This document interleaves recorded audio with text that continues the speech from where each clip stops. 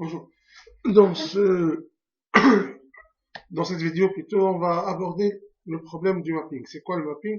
C'est comment appliquer une image à un objet 3D. Une image, ce qu'on appelle une texture généralement. Regardez ici le cas. Par exemple, ici on a un sol, on a un plancher, on a ici un sol, c'est un plancher, ok.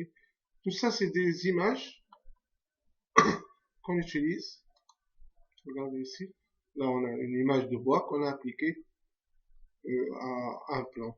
On va voir ça rapidement. Par exemple, si je prends un plan, okay, donc ici, et si j'ouvre Material, on va prendre ici une image. Donc là, je vais prendre,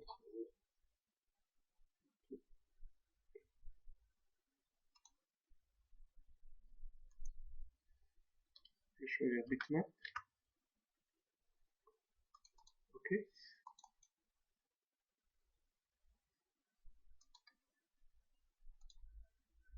Et l'ordinateur me dit de choisir l'image que je veux.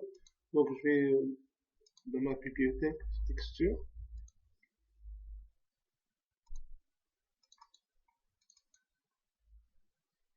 et je vais choisir une, une image. Par exemple, si je prends ça, hop, là je l'applique, l'ordinateur il va l'afficher, parce que je lui ai demandé d'afficher ici. Sauf que l'image est déformée. On a ici les carreaux qui sont vraiment devenus des rectangles parce que c'est déformé. Donc là intervient ce qu'on appelle le mapping. Le mapping, c'est comment appliquer l'image pour l'afficher comme je le veux. Donc la commande, on a deux commandes de mapping. On va commencer par la première, c'est le UVWMap. Donc ici, dans la commande UVWMap, on voit que l'ordinateur affiche un rectangle et on peut modifier la taille de ce rectangle ici. Et où on peut écrire, par exemple, là, je vais mettre 1 par 1. Donc là, je suis sûr que l'ordinateur, il va répéter l'image. Donc je vais dessus. Donc là, voici mon mapping. Et l'ordinateur, il répète l'image comme je veux.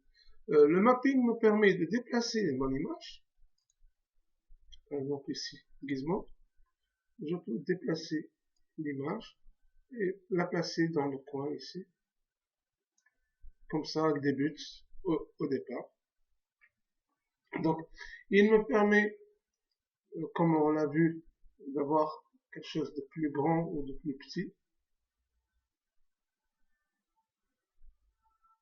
Et c'est cette manière qu'on utilise pour afficher les textures sur les objets. On a plusieurs types de mapping. Là, j'ai utilisé un plan. Donc, j'ai utilisé un mapping planaire. Je vais mettre, par exemple, un box.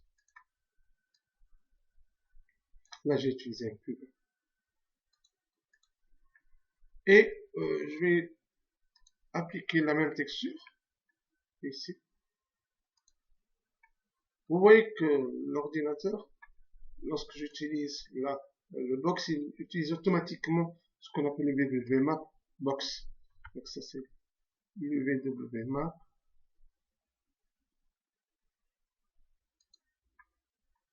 Là c'est planer, regardez.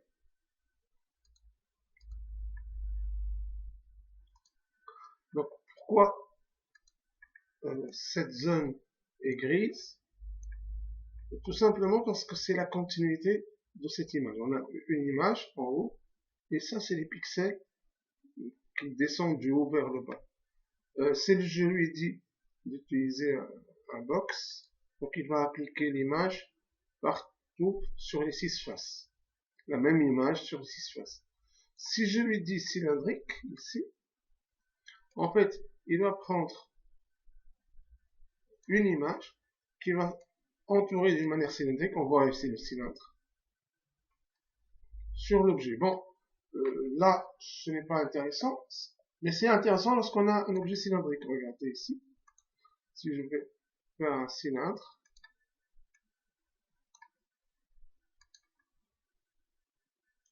je lui dis ici la même chose, donc UV.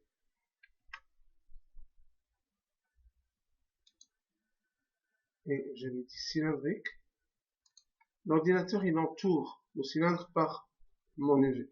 Donc maintenant, si je lui applique un matériau, le matériau tournera autour du cylindre. Ce qui est intéressant ici, c'est que si j'ai, par exemple, quand on voit, là je vais mettre une bitmap, ok,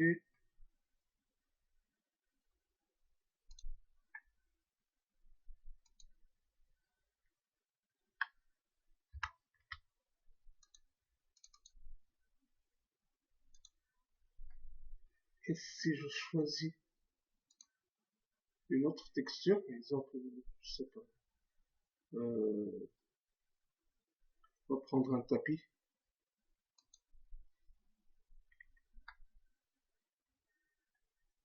n'importe quelle image, on va prendre ça,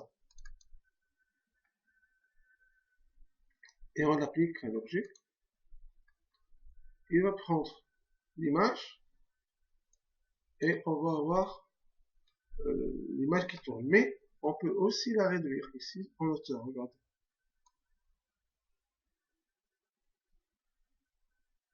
Donc, et l'image devient plus petite en hauteur, et ça se répète. On a la possibilité d'éliminer la répétition. Regardez ici. J'enlève taille ici. La répétition s'enlève lorsque j'enlève taille. Donc, et la couleur qu'on a, c'est la couleur grise ici. Si je modifie ici en rouge, vous voyez, on a du rouge, une image, parce que ici on a enlevé taille. Si je remets taille, ça se répète. Donc ça c'est la commande mapping. Elle est utile pour des formes assez simples.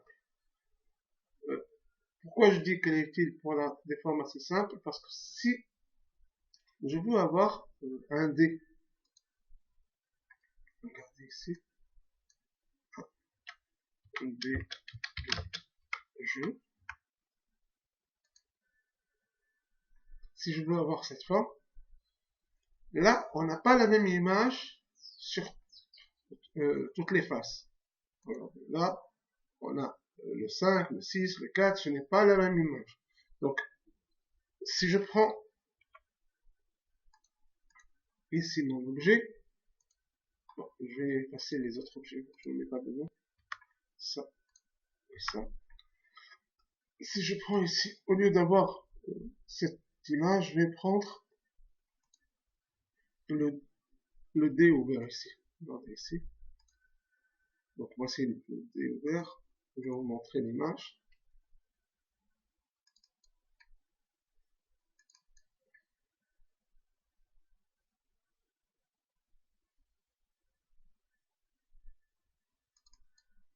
Donc, on a cette image. Donc, c'est le dé qui a été ouvert. Donc, logiquement, je dois avoir chaque partie du dé sur une face.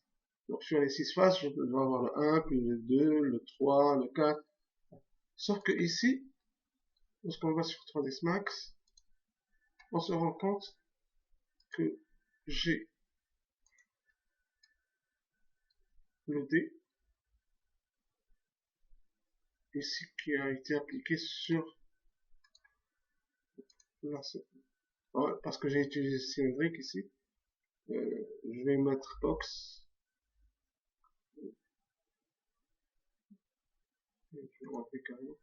On va avoir l'image qui a été répétée.